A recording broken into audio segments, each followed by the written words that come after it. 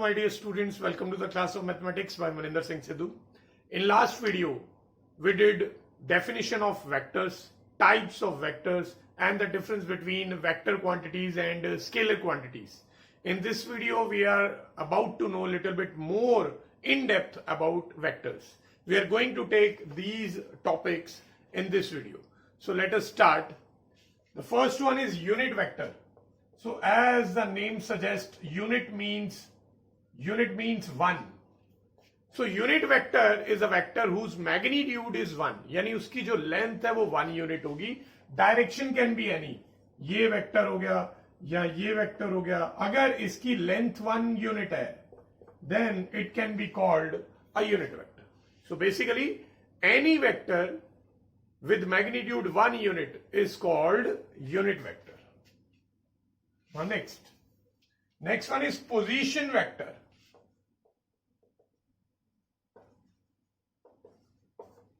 Now any vector whose initial point is origin, it is called position vector. Say there is a point A over here and this is the origin. So a vector which joins origin to any point is called position vector, and it is denoted as vector OA because it is directed from O to A, right? तो कोई भी vector जो origin से किसी given point को join करता है, ऐसे वेक्टर को हम बोलते हैं position vector. Now next one, components of vector.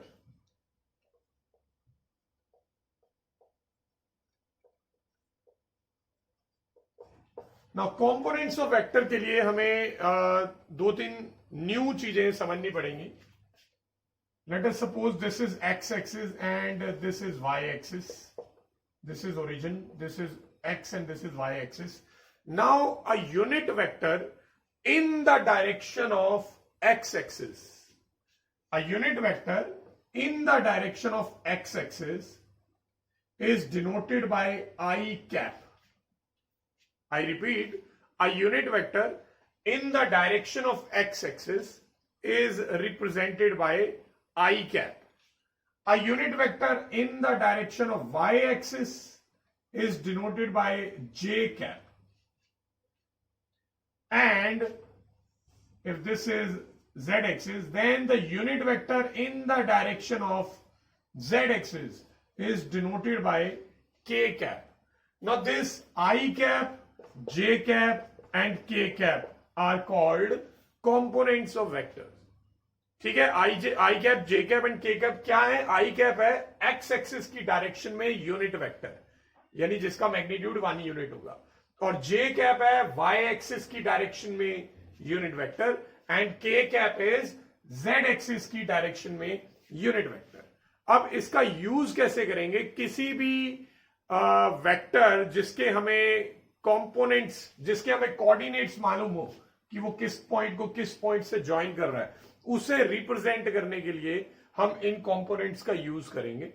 So basically any vector r will be represented like this.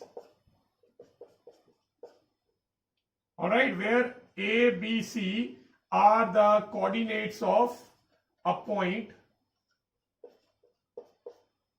and this vector r is actually a position vector. ठीक है, तो ये होते हैं component of vector I cap, j cap, k cap. चलिए next करते हैं. Next है vector joining 2 points. Vector joining 2 points. Now let us suppose these two are the points. This is A, this is B. The coordinates of A are x1, y1, z1, and coordinates of B are x2, y2, z2. Then the vector which is directed from A to B, यानी A से B को join करने वाला जो vector होगा, उसे आप कैसे represent करेंगे? It is represented as x2 minus x1 के साथ आएगा आई कैप. वाई आई कैप? क्योंकि ये एक्स एक्सिस की डायरेक्शन में आने वाला यूनिट वेक्टर होता है. Plus y2 minus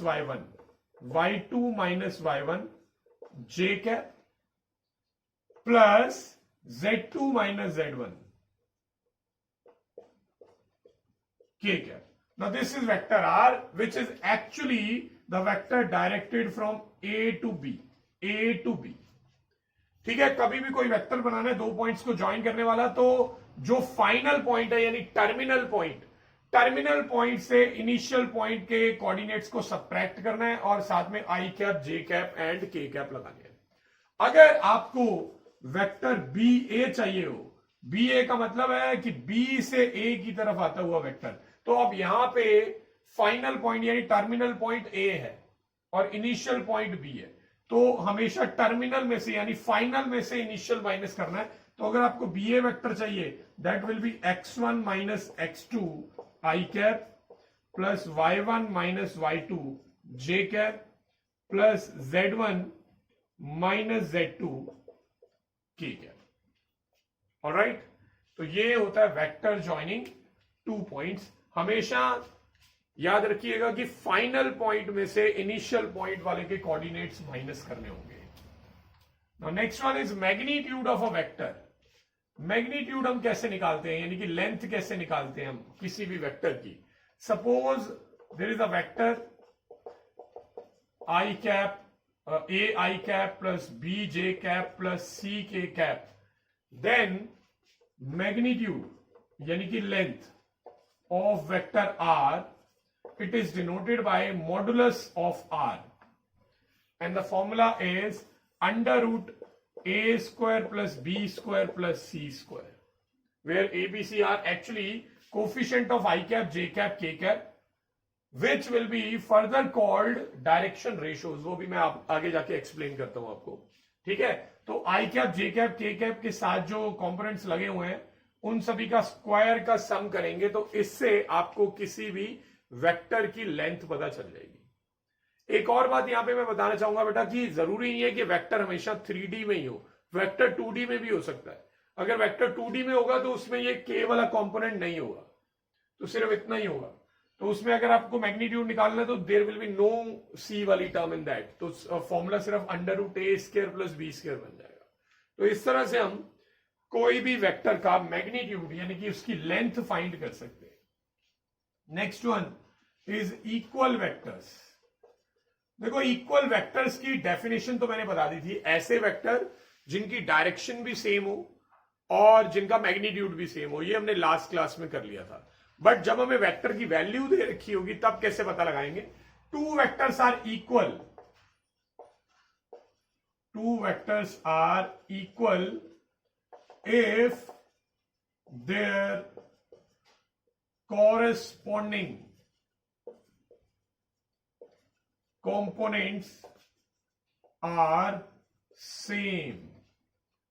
for example, एक वेक्टर है वेक्टर ए जिसके कंपोनेंट है, let it be vector r, a i cap plus b j cap plus c k cap, और दूसरा एक वेक्टर है Q और उसके कंपोनेंट भी a i cap plus b j cap plus c k cap है.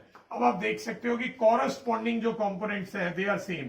आई cap के component दोनों जगह पे ए है, जे कैप के कंपोनेंट बी है और के कैप के कंपोनेंट सी है. तो इस वजह से आप बोल सकते हो कि वेक्टर आर और वेक्टर क्यू इक्वल है. तो दो वेक्टर का इक्वल होने के लिए एक ही कंडीशन है, वो बिल्कुल देखने में आइडेंटिकल होने चाहिए. सीधी सी बात. ऑलराइट, बट अगर मैं ये कंपोनेंट्स को इंटरचेंज कर दूं, जैसे यहां पे बी कर दूं, यहां पे सी कर दूं, यहां पे ए कर दूं, या किसी भी तरह चेंज कर दूं, अब कंपोनेंट यहां पे भी एबीसी है, यहां पे भी एबीसी है, बट वो आगे पीछे हो गए. कॉरस्पॉन्डिंग कंपोनेंट सेम नहीं है. आई कैप का कंपोनेंट यहां ए है, यहां पे बी है, तो सेम नहीं है. तो ऐसे में वेक्टर्स इक्वल नहीं होंगे, ऑल्दो उनका मैग्नीट्यूड जरूर सेम आ जाएगा, क्योंकि मैग्नीट्यूड का फॉर्मूला तो वही है, under root a square plus b square plus c square. तो दोनों की लेंथ जरूर सेम रहेगी, बट दोनों की डायरेक्शन डिफरेंट हो जाएगी, क्योंकि ये ए बी सी पे डायरेक्शन डिपेंड करती है. तो चलिए, ये थे इक्वल वेक्टर्स, और उसके बाद नेक्स्ट आ रहे हैं डायरेक्शन रेशियोज. देखिए, अगर आपको वेक्टर दे रखा है a i cap plus b j cap plus c k cap. तो ये जो i cap, j cap, k cap के स्केलर कंपोनेंट्स हैं, बेटा इन्हें स्केलर कंपोनेंट्स भी बोलते हैं, जिन्हें मैंने पहले आई कैप, जे कैप और के कैप का कोफिशिएंट बोला था। ये स्केलर कंपोनेंट है, ठीक है। इन स्केलर कंपोनेंट्स को एक्चुअल में डायरेक्शन रेशियोज बोलते हैं। So direction ratios are a, b and c in this case. So basically the scalar components of any vector are called direction ratios। ठीक है, तो डायरेक्शन रेशियोज जो है ये हमें किसी भी वेक्टर की डायरेक्शन फाइंड करने में हेल्प करते हैं। किस तरह हेल्प करते हैं वो भी हम पढ़ते हैं। Next one is direction cosines. अब हमें पढ़ना है डायरेक्शन कोसाइंस क्या होते हैं। पहले मैं आपको क्लियर करता हूं, एक वेक्टर है r a i cap plus b j cap plus c k cap. Late us suppose ये तीन एक्सिस है, ये एक्स एक्सिस, ये वाई एक्सिस और ये जेड एक्सिस, ये origin, and here is a vector are.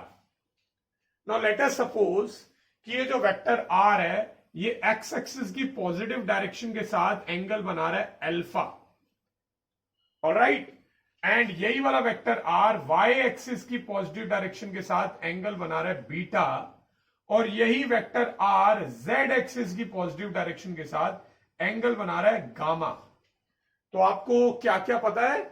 आपको इस वेक्टर का X axis, Y axis and positive and Z axis की पॉजिटिव डायरेक्शन के साथ बनने वाले एंगल्स पता है। तो अगर आपको एंगल्स मालूम है तो जो डायरेक्शन कोसाइंस होते हैं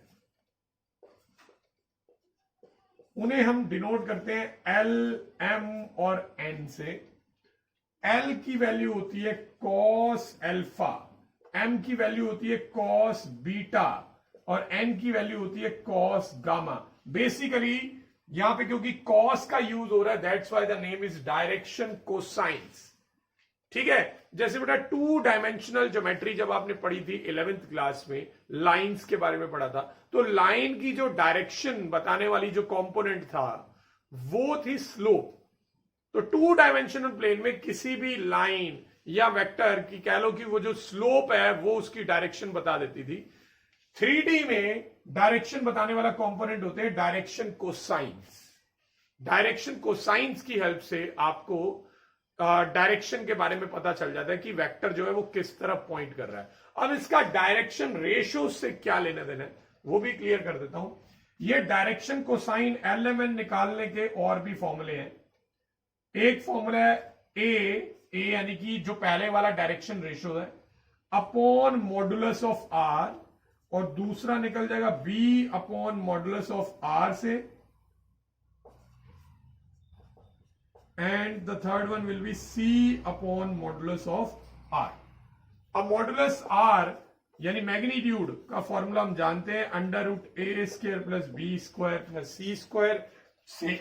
सेम वे में इसका आ जाएगा b upon under root a square plus b square plus c square, और एन की वैल्यू आ जाएगी c upon under root a square plus b square plus c square. ठीक है, तो आप एल एम एन यानी डायरेक्शन कोसाइंस की वैल्यू अगर आपको अल्फा बीटा गामा की वैल्यू गिवन है तो उससे फाइंड कर सकते हो ये फॉर्मूलास का यूज करके। ठीक है, तो ये फॉर्मूला सिर्फ तभी यूज कर पाओगे अगर आपको X axis, Y axis and Z axis के साथ बनने वाले एंगल्स मालूम हो वेक्टर के।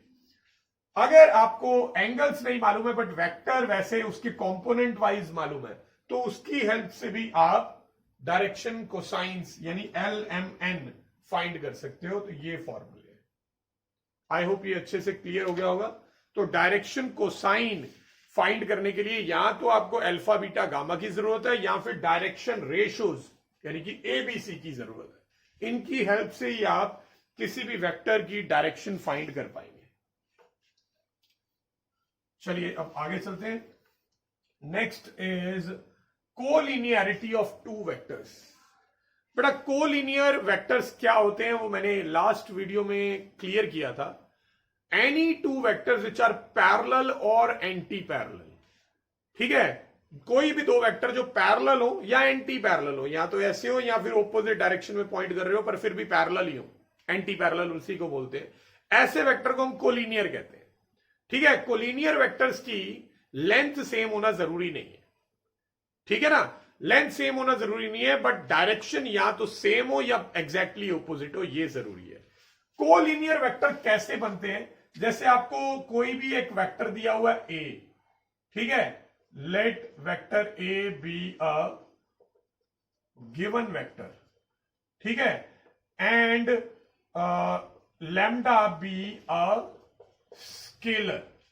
स्केलर यानी कोई भी नंबर हो सकता है, कांस्टेंट नंबर 1 2 3 4, कोई फ्रैक्शनल भी हो सकता है 3/2 2/9, इस टाइप का कुछ भी हो सकता है, और नेगेटिव में भी हो सकता है, स्क्वायर रूट में भी हो सकता है, मतलब एनी रियल नंबर हो सकता है। ये जो लैम्डा है ये कोई भी रियल नंबर हो सकता है। तो अगर हम गिवन वेक्टर को किसी भी रियल नंबर से मल्टीप्लाई करते तो उससे एक नया वेक्टर बनेगा। अब ये जो नया वेक्टर होगा ये पुराने वेक्टर के कोलिनियर होगा। So now vector A and vector B are collinear. ये कोलिनियर होंगे। क्यों कोलिनियर होंगे? जब भी आप किसी वेक्टर को किसी स्केलर से मल्टीप्लाई करते हो तो उसकी मैग्नीट्यूड चेंज हो जाती है। जैसे आप अगर किसी वेक्टर को 2 से मल्टीप्लाई करते हो, सपोज एक वेक्टर है ए, इसको अगर आप 2 से मल्टीप्लाई करोगे तो डायरेक्शन तो यही रहेगी पर लेंथ जो है वो डबल हो जाएगी, लाइक दिस, डबल हो गई लेंथ, पर डायरेक्शन वही है।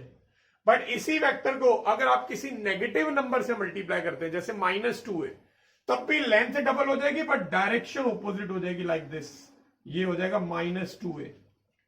तो कहने का मतलब ये है कि किसी भी वेक्टर को जब आप किसी स्केलर से मल्टीप्लाई करते हो तो उसकी लेंथ पे डिफरेंस आ जाता है, लेंथ पहले से चेंज हो जाती है। अगर आप किसी वेक्टर को हाफ से मल्टीप्लाई करोगे तो उस वेक्टर की लेंथ, अब न्यू वेक्टर की लेंथ जो है वो हाफ हो जाएगी। अगर आप किसी को 3/2 से मल्टीप्लाई करोगे तो 3/2 का मतलब होता है 1.5, तो जो न्यू वेक्टर बनेगा उसकी लेंथ 1.5 टाइम्स हो जाएगी। अगर आपने नेगेटिव नंबर से मल्टीप्लाई कर दिया तो लेंथ तो वैसे ही डबल या ट्रिपल होगी जिस नंबर से आपने मल्टीप्लाई किया है, बट नेगेटिव की वजह से डायरेक्शन ऑपोजिट हो जाएगी। ऑलराइट, सो एनी हाउ, चाहे आप लैम्डा को नेगेटिव रखें चाहे पॉजिटिव रखें, जो न्यू वेक्टर होंगे वो ओल्ड वेक्टर के या तो पैरेलल होंगे या फिर एंटी पैरेलल होंगे। सो इन एनी केस ये कोलिनियर ही होंगे। आप चाहे नेगेटिव नंबर से मल्टीप्लाई करो चाहे पॉजिटिव नंबर से मल्टीप्लाई करो, जो न्यू वेक्टर होगा और जो ओल्ड वेक्टर है वो आपस में कोलिनियर ही आएंगे। तो इस तरह से किसी भी वेक्टर को आप किसी कांस्टेंट नंबर से जब आप यानी स्केलर से मल्टीप्लाई करते हो तो एक नया वेक्टर बनता है जो उसके कोलिनियर ही होता है।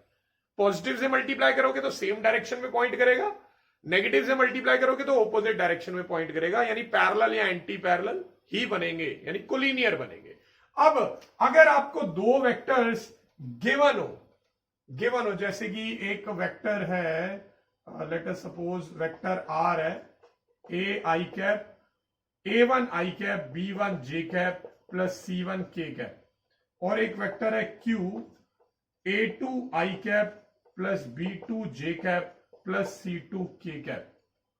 ठीक है, तो अगर ये दोनों कोलिनियर है, vector R and vector Q are collinear if इनके कॉरस्पॉन्डिंग जो कंपोनेंट्स है यानी स्केलर कंपोनेंट, उनकी रेशो सेम होनी चाहिए, यानी A1 by A2 equal to B1 by B2 equal to C1 by C2 होना जरूरी है। अगर ऐसा है तो इससे पता चल जाएगा कि दोनों जो वेक्टर्स हैं वो आपस में कोलिनियर है, यानी पैरेलल या फिर एंटी पैरेलल है। ठीक है, वैसे तो बहुत सारे केसेस में देख के ही पता चल जाएगा, आपको हर बार ये चेक करने की जरूरत नहीं होगी। फॉर एग्जाम्पल एक वेक्टर जो है, एक वेक्टर दे रखा है 2i cap plus 3j cap plus 4k cap, and दूसरा है 4i cap plus 6j cap plus 8k cap. अब यहां आप देख सकते हो कि नीचे वाला वेक्टर जो है वो एग्जैक्टली डबल है ऊपर वाले का, क्योंकि ऊपर वाले वेक्टर को 2 से मल्टीप्लाई करके ये बन रहा है, यानी ये वाली कंडीशन यहां पे फुलफिल हो रही है कि जो वेक्टर Q है वो 2 टाइम्स वेक्टर R है। तो यही वाली कंडीशन फुलफिल हुई ना, तो इससे भी आपको पता चल जाता है कि ये दोनों वेक्टर तो आपस में कोलिनियर है। अगर आप रेशो निकाल के देखो तो 2/4, अगर आप रेशो निकालते हो 2/4 आता है 1/2, 3/6 करेंगे वो भी 1/2, एंड 4/8 करेंगे वो भी 1/2। ठीक है, तो आप रेशो निकाल के भी पता लगा सकते हो, या फिर कुछ कॉमन निकाल के पेरेंट वेक्टर बना के दिखा दो कि ये देख लो जी ये वाली कंडीशन, या फिर कह लो ये वाली कंडीशन सेटिस्फाई हो रही है, तो इससे आप रिपोर्ट कर सकते हैं कि जो गिवन वेक्टर्स हैं वो आपस में कोलिनियर है। Alright, so this is the concept of collinearity of two vectors. Next one is section formula. ना सेक्शन फॉर्मूला आपने पहले से सुन रखा है भी बिल्कुल वैसा ही, उससे मिलता जुलता ही है। Let us suppose there are 2 points, एक वेक्टर एक पॉइंट ए जिसके कोऑर्डिनेट्स हैं x1 y1 z1, and there is another point B जिसके कोऑर्डिनेट्स हैं x2 y2 z2। अब इसके जॉइन को एक पॉइंट है P जो m/n की रेशो में डिवाइड कर रहा है। जैसे ये है पॉइंट P, ये इसको m/n की रेशो में डिवाइड कर रहा है। देन सेक्शन फॉर्मूला कहां काम आना है वो अब समझ लो। सेक्शन फॉर्मूला की हेल्प से जो पॉइंट P है जो डिवाइड कर रहा है ए बी को, उस पॉइंट P का पोजीशन वेक्टर निकल सकता है। पोजीशन वेक्टर आपको याद होगा, मैंने एक्सप्लेन किया था, ओरिजिन से किसी भी पॉइंट को ज्वाइन करने वाला वेक्टर। तो अगर मुझे ये जो पॉइंट P जो डिवाइड कर रहा है A और B को, उस पॉइंट P का पोजीशन वेक्टर चाहिए जिसे मैं वेक्टर R से डिनोट कर सकता हूं, तो वो कैसे निकलेगा? उसके लिए हमें ये पॉइंट A का पहले पोजीशन वेक्टर निकालना पड़ेगा, इसे वेक्टर A मान रहा हूं, और B का भी पोजीशन वेक्टर निकालना पड़ेगा, इसे मैं वेक्टर B मान रहा हूं। तो अगर ये दोनों चीजें यानी वेक्टर A डॉटेड से मैंने बना दिया और वेक्टर B, ये दोनों अगर आपको मालूम है, तो वेक्टर R के कोऑर्डिनेट्स या फिर वेक्टर R की वैल्यू वो होगी m times vector B plus n times vector A upon m plus n। I hope आपको ये देखा देखा लग रहा होगा, कुछ ऐसा ही सिमिलर वर्जन होता था जो आपने सेक्शन फॉर्मूला क्लास 10 में पढ़ा होगा। ठीक है, अच्छा अब यहां पे ये जो पॉइंट P है ये जरूरी नहीं है ए बी के बीच में ही कहीं हो, ये बाहर भी हो सकता है। अगर पॉइंट P ए बी के बीच में हो तो इसको हम बोलते हैं इंटरनल रेशो। ठीक है, और अगर पॉइंट P बाहर हो ए बी के जॉइन से तो उसको हम बोलते हैं एक्सटर्नल रेशो। एक्सटर्नल रेशो का कॉन्सेप्ट आपने फर्स्ट टाइम पढ़ा था 11th क्लास में जब आप 3D पढ़ रहे थे। जैसे ये है पॉइंट P, तो इस बार पॉइंट P बाहर है, ए बी के जॉइन के बाहर है, तो P के अगर वेक्टर R, ये पॉइंट P का पोजीशन वेक्टर अगर आपको निकालना है using vector A and vector B, याद रखिए A से P तक की रेशो को m लेना है, B से P तक की रेशो को n लेना है। तो ऐसे में वेक्टर R का फॉर्मूला सेम यही है, आपको याद होगा एक्सटर्नल रेशो में बट प्लस के साइन हटा के माइनस के साइन लगा दिए जाते हैं, तो ये आ जाएगा m vector B minus n vector A upon m minus n। तो ये है इंटरनल रेशो, ये है external ratio. Alright, I hope ये समझ आ गया होगा। अब समटाइम्स जो ये P है, ये P जो है ये मिड पॉइंट भी तो हो सकता है।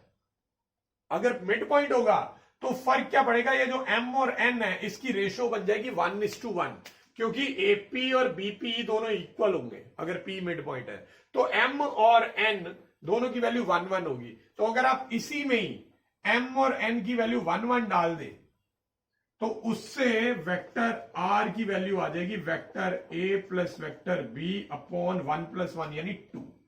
ये कब यूज करना है? If P is mid point of A B. तो अगर P मिड पॉइंट है तो मिड पॉइंट के लिए आप ये फॉर्मूला का यूज करेंगे। So this is section formula. ठीक है, तो सेक्शन फॉर्मूला से आप क्या फाइंड करते हैं, एक बार दोबारा से बात कर ले। सेक्शन फॉर्मूला की हेल्प से आप जो पॉइंट P है जो ए बी को डिवाइड कर रहा है किसी भी रेशो में, उस पॉइंट P का पोजीशन वेक्टर यानी ओरिजिन से ज्वाइन करने वाला वेक्टर आप फाइंड करते हो। तो बेसिकली ये जो वेक्टर R है ये एक्चुअल में वेक्टर OP है, O से यानी ओरिजिन से P को ज्वाइन करने वाला vector. I hope section formula का कॉन्सेप्ट आपका अच्छे से क्लियर हो गया होगा। ठीक है, अब हम चलेंगे नेक्स्ट टॉपिक पे, नेक्स्ट और सबसे इंपॉर्टेंट ये है एडिशन ऑफ वेक्टर्स। बेटा दो वेक्टर्स को कैसे ऐड करेंगे? देखो वेक्टर कोई नॉर्मल स्केलर जैसे नंबर नहीं होते, जैसे 2 और 5 जिनको हमने ऐड किया तो 2 + 5 होके 7 हो गया। नहीं, क्योंकि यहां पे मैग्नीट्यूड के अलावा एक और चीज भी होती है, वो है डायरेक्शन। तो अगर एक वेक्टर ए ये है और दूसरा वेक्टर बी ये है, तो अगर आप इन दोनों वेक्टर्स को ऐड करोगे, तो अगर आप सोच रहे हैं कि इन दोनों का मैग्नीट्यूड ऐड हो जाएगा, एक नया वेक्टर बनेगा जिसकी लेंथ इन दोनों के सम के इक्वल होगी, तो ठीक है, आपका ये सोच रहे हैं आप। बट ये बताइए कि जो नया वेक्टर बनेगा उसकी डायरेक्शन क्या होगी? मैग्नीट्यूड में तो चलो आप सीधा तुक्का लगा के सोच सकते हैं कि दोनों वेक्टर्स का मैग्नीट्यूड प्लस कर दो, but what about the direction? Direction भी तो एक मेन चीज होती है वेक्टर की, सिर्फ मैग्नीट्यूड ही सब कुछ नहीं होता है। स्केलर्स की एडिशन अलग होती है, स्केलर्स में आप सिर्फ सीधा सीधा ऐड करते हो एंड टोटल सम आ जाता है, बट वेक्टर में ऐसा नहीं है। वेक्टर्स में अगर आप दो वेक्टर्स को ऐड करना चाहते हो तो उसके दो मेथड होते हैं। There are 2 methods. First method is triangle method या फिर ट्राइंगल्स लॉ। ठीक है, ये ट्राइंगल्स लॉ होता है। ट्राइंगल्स लॉ हम कैसे यूज करते हैं? जैसे हमें दो वेक्टर्स हैं, मालूम है एक है वेक्टर ए और एक है वेक्टर बी, इन दोनों को ऐड करना है। तो आपको क्या करना होगा, इन दोनों वेक्टर्स को इस तरह से अलाइन करिए जैसे कि जहां पे एक वेक्टर फिनिश हो रहा हो वहां से दूसरा स्टार्ट होना चाहिए, यानी कि जहां पे एक वेक्टर का टर्मिनल पॉइंट है वहीं पे दूसरे वेक्टर का इनिशियल पॉइंट आना चाहिए। तो जैसे ये वेक्टर ए है, तो मैंने ये वेक्टर ए बना दिया लाइक दिस, ये रहा वेक्टर ए, और यहां पे ये फिनिश हो रहा है वेक्टर ए। अब वेक्टर ए जहां पे फिनिश हो रहा है वहां से वेक्टर बी को स्टार्ट करना है। मैं डायरेक्शन यही वाली लूंगा वेक्टर बी की, तो वेक्टर बी की डायरेक्शन है कुछ ऐसी। ठीक है, तो हमने सबसे पहले क्या करना है, दोनों वेक्टर जिनको आप ऐड करना चाहते हैं उन दोनों वेक्टर्स को इस तरह अलाइन करना है कि जहां पे फर्स्ट वेक्टर फिनिश हो रहा है, जहां पे फर्स्ट वेक्टर का टर्मिनल पॉइंट है, वहीं से दूसरा वेक्टर स्टार्ट होना चाहिए, यानी दूसरे वेक्टर का इनिशियल पॉइंट वहां होना चाहिए।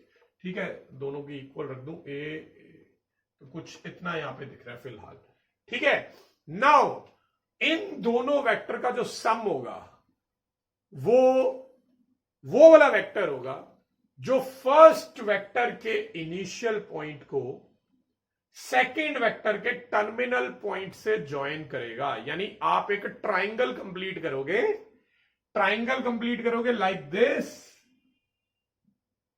और फर्स्ट वाले वेक्टर के इनिशियल पॉइंट से सेकेंड वाले वेक्टर के टर्मिनल पॉइंट तक जो जाने वाला वेक्टर होगा वो वेक्टर होगा इन दोनों का सम।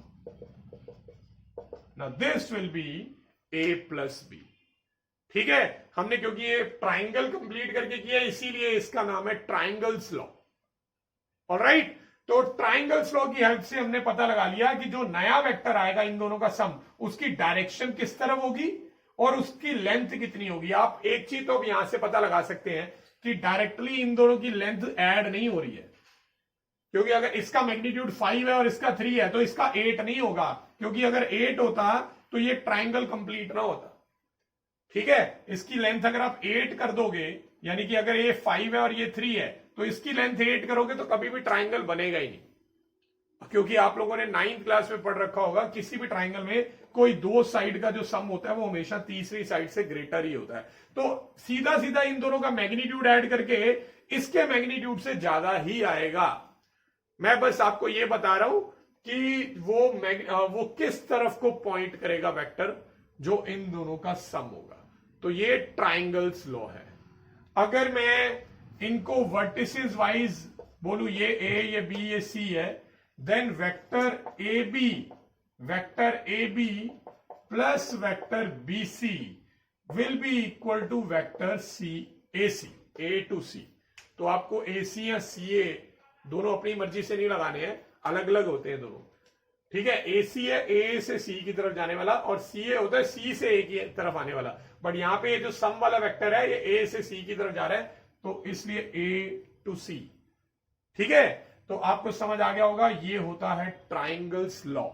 क्या ट्राइंगल्स लॉ की हेल्प से हम डिफरेंस भी फाइंड कर सकते हैं? यस, फाइंड कर सकते हैं। अगर जैसे मान लो इन्हीं दोनों का मुझे डिफरेंस निकालना है, a minus B, so basically इसका मीनिंग है vector a plus negative of vector b।